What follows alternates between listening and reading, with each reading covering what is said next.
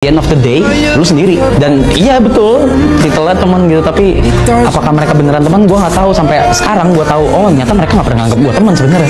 Gue yang nganggap mereka teman gitu. Karena lu bisa tetap baik sama dia gitu, padahal kan lu sebenarnya perasaan lu nggak baik sama dia. Kenapa lu tetap baik? Itu bukan fake, sorry. Itu adalah kemampuan kita untuk mengelola emosi.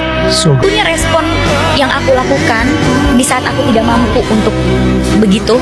Misalnya, aduh, gue udah gak mampu untuk terlihat baik-baik aja gitu. Aku cukup menghindari orangnya, jadi aku tidak perlu teguran, aku tidak perlu ngobrol. Kalau misalnya teman kamu ada teman baik-baik, dia akan berani untuk point out kesalahan kamu. Dia akan berani untuk bilang bahwa kamu melakukan hal yang salah. Lebih-lebihnya, ini yang paling langka. Kalau misalnya dia berani point out kesalahan kamu, dan dia mau buat bantu supaya kamu bisa berubah atau memperbaiki kesalahan itu. Cek teman kamu baik-baik, apakah mereka hanya sembarangan peduli, atau mereka benar-benar peduli dan berani untuk point out kesalahan kamu. Lu punya gak sih teman yang super baik banget, yang sampai diri lu sendiri pun bingung mau berterima kasih dengan cara apa lagi ke mereka?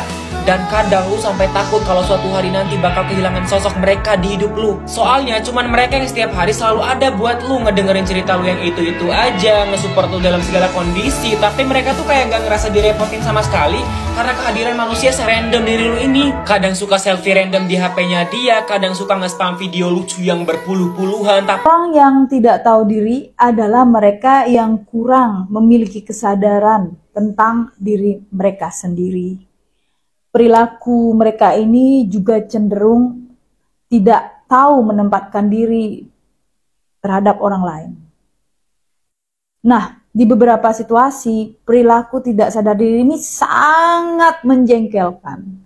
Selain dia tidak tahu diri, mereka juga atau dia juga tidak tahu malu. Kadang kita kasih julukan kayak apa ya, wajah tanpa dosa. Dan bersikap seolah-olah nggak pernah ada yang terjadi, kayak nggak merasa bersalah gitu. Lo pergi. Aku harapkan aku akan merasa kecewa. Sedangkan belum tentu orang itu sadar loh kalau dia itu sebenarnya melakukan hal yang tidak kita inginkan gitu.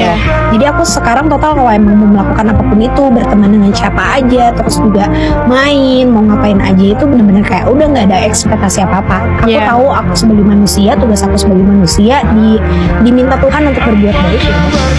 Gak semua orang peduli usaha lu, gak semua orang memahami niat lu, gak semua orang menghargai diri lu. Kebahagiaan akan datang saat kamu menghargai diri kamu sendiri. Kita harus maafin orang, sekalipun mereka nggak minta maaf, bukan karena mereka deserve, bukan karena mereka berhak untuk dimaafin, tapi karena kita berhak untuk dapat ketenangan. Emang dia seharusnya minta maaf.